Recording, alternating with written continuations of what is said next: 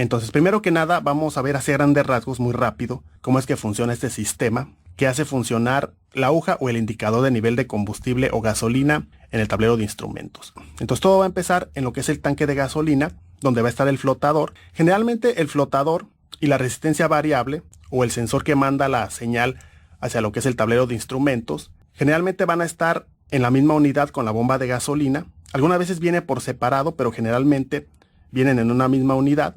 Entonces, el flotador va a incluir una resistencia variable, la cual va a variar dependiendo de la posición del flotador, según el nivel de gasolina que tengamos en el tanque. Entonces, usualmente, ya sea el tablero de instrumentos o la computadora, van a mandar un voltaje. Entonces, ese voltaje va a variar dependiendo el valor de resistencia que nos esté dando la posición de lo que es el flotador. Y de esa manera, el tablero de instrumentos va a determinar la posición de la aguja, la cual nos va a indicar el nivel de gasolina que tenemos en el tanque de combustible. Y adicionalmente, una de las variantes con las que nos podemos encontrar es la siguiente. Muchas veces la información o el cable que sale del sensor de posición o de aquí de la resistencia variable de lo que es el flotador, en muchos autos ese cable sale directamente al tablero y en otros casos ese cable va a la computadora y ya la computadora saca otro cable y manda una señal a lo que es el tablero de instrumentos. Es una de las variantes que nos podemos encontrar, pero así muy a grandes rasgos es como va a funcionar este sistema. Entonces ya dimos un repaso de manera rápida. Ahora vamos a pasar a cuáles son las causas principales por las cuales falla ese indicador de nivel de gasolina. Entonces la primera causa van a ser los problemas con el flotador. Y usualmente los problemas con el flotador tienen que ver directamente con la resistencia variable. Aquí por ejemplo tengo una bomba de gasolina.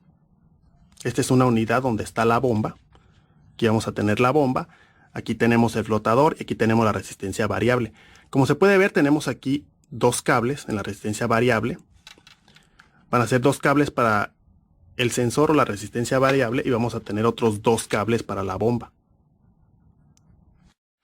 Por eso en los conectores generalmente tenemos 4 cables, ya que son 2 y 2.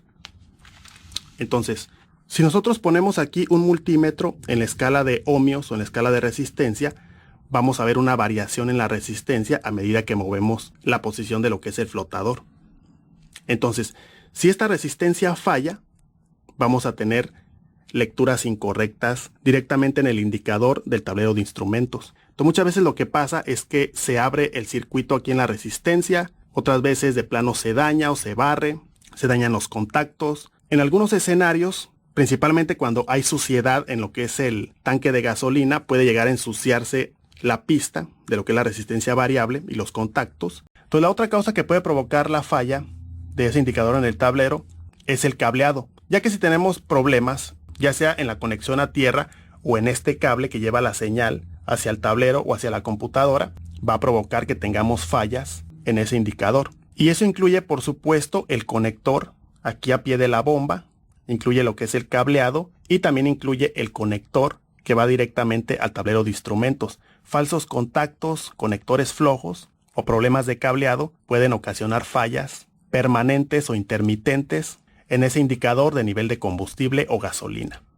Finalmente tendríamos como número 3 lo que es el tablero. Si nosotros tenemos un problema en el indicador de nivel de gasolina y ya descartamos lo que es el flotador, el cableado y las conexiones, lo único que nos queda es el tablero, que también puede fallar. Y vamos a tener 2 escenarios que son los más comunes para lo que es el tablero. Uno es cuando la aguja se voltea completamente para el otro lado, pero todavía sigue activa, todavía se mueve, todavía muestra señales de movimiento cuando encendemos y apagamos el vehículo, pero la aguja se encuentra completamente volteada o en una posición extraña, que ni siquiera está en la escala donde debe de estar. Y para ese tipo de escenarios hay diferentes soluciones o diferentes procedimientos que podemos llevar a cabo. Los que más se utilizan, los más caseros, son por ejemplo agarrar un imán, ponerlo enfrente de lo que es el indicador en el tablero y con el imán tratar de regresar la aguja a la posición correcta para que siga funcionando.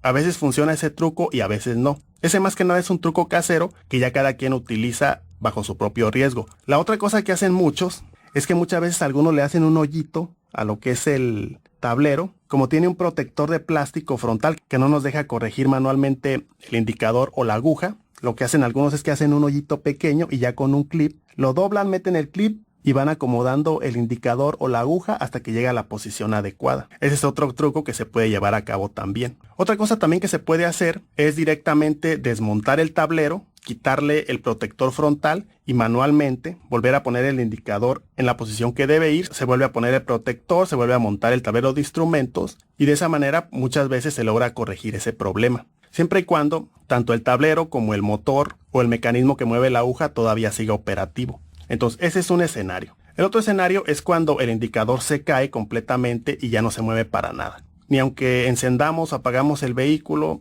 prácticamente estamos hablando de que la aguja se queda estática y ya no se mueve para nada. Y en esos casos generalmente lo que pasa es que el motor o el mecanismo que mueve la aguja deja de funcionar, simplemente se daña internamente, deja de funcionar, y en esos casos para repararlo pues habría que cambiar esa parte, desmontar el tablero, quitar esa parte y reemplazarla. Entonces por ahora va a ser todo. Gracias por haber visto el video. No se les olvide suscribirse si no se han suscrito y darle like o me gusta al video si les gustó o les fue de utilidad. Con eso me ayudan bastante. Los invito a que sigan aquí en el canal y hasta la próxima.